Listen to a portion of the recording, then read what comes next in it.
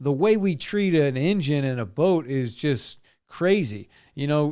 People take such good care of their car, and they run the car every day. They take care of it. They keep it in a garage, and the thing lasts for years and years and years. Meanwhile, their boat, they use it 10 times a year. It sits on the side of the house in the sun, uncovered with rain and wind and debris and all kinds of stuff, just bashing it. And the fuel gets stuck in there. They never use it. And then whenever the thing breaks and they got all these problems, then all of it's like, oh man, this brand, this boat, this thing is just junk. Even though it's the lack of care and the lack of maintenance and the lack of use that turned it into that, because it is, again, a dissimilar metal. We have run electricity through it, put it in water, and run it at very high RPM, and it's just abused. Just like batteries and other stuff in it. I mean, you think about a boat when it goes through the water, it's going over chop. It's just constantly slamming against the water, and you've got all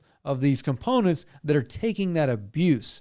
So things are going to break, and that's just what it's going to be. It's not like a car running on the road, which doesn't get to see the same amount of abuse. So in order to say that they're all junk and they're all trash, and to see all the comments of all the different people, I think it's all comes down to experience, because I'll use Evinrude as the scapegoat. There was a lot of people that had really good experiences with that engine. Granted, once Evinrude sold and BRP bought them, whole different story, different models. The reliability on some of them was very questionable. And then this last stitch effort with the Ghost model, I mean, that is a whole nother thing that is almost like a comedy sketch if you look at it and read the things that look at the product. I mean, it's an outboard that's under the water.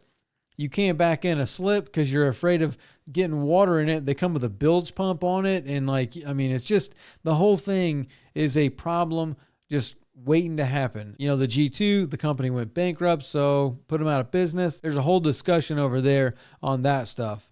But I think for the whole topic of something being trashy, it really comes down to how it's taken care of, and, is it one of the problematic engines? It's just kind of what it comes down to.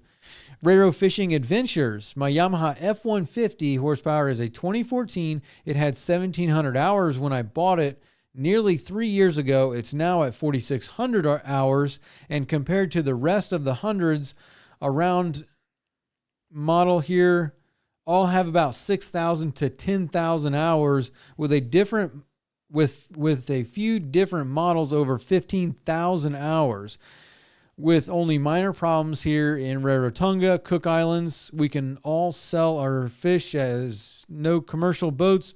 So most boats do 50 to 100 hours a week, but mainly all trolling speeds, or some guys catch fly fish at night, but that is a lot of speeding and slowing down to catch the flying fish with nets. 90% of our engines are Yamaha, with the odd Honda and Suzuki, but we don't sell our engines. We use them till they die. See, there you go. I mean, you're talking about engines that have 15,000 hours on them, and they're using them every single day, putting 50 to 100 hours on in a week. So it goes back to the care. If you take care of it and you run it all the time, it's going to last a long, long time. So if you like this clip, you can watch the full podcast over here, or you can watch another clip over here.